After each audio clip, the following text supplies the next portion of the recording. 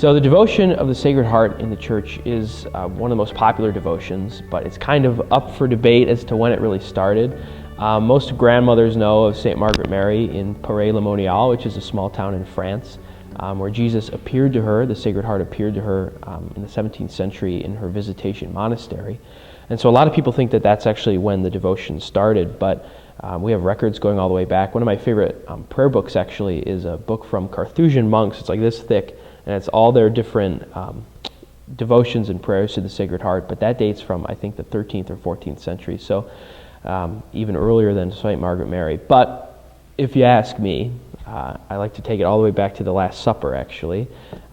Scripture tells us that St. John, the Beloved, is leaning on the heart of Christ and listening to his heartbeat and just kind of resting with him. And so I think St. John is actually the first one to have a devotion to the Sacred Heart.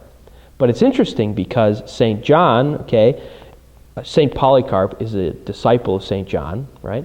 And St. Irenaeus of Lyon is a disciple of St. Polycarp. And so St. Irenaeus then goes off to the southern part of France and evangelizes the area around Lyon. And conveniently located around Lyon is the town of Paray-le-Monial, which is where St. Margaret Mary lived. So it's kind of no surprise then, I think, that the Sacred Heart would appear there.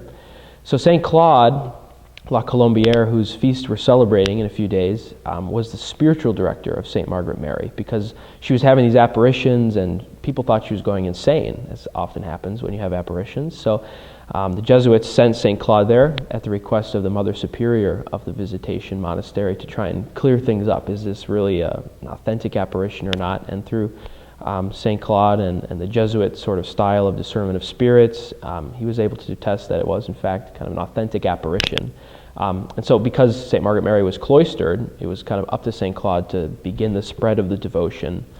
So that's, I think, why people believe it started in Paray-le-Monial, but it definitely got its kind of got its feet there, you might say. So that's why St. Claude is actually called the Apostle of the Sacred Heart.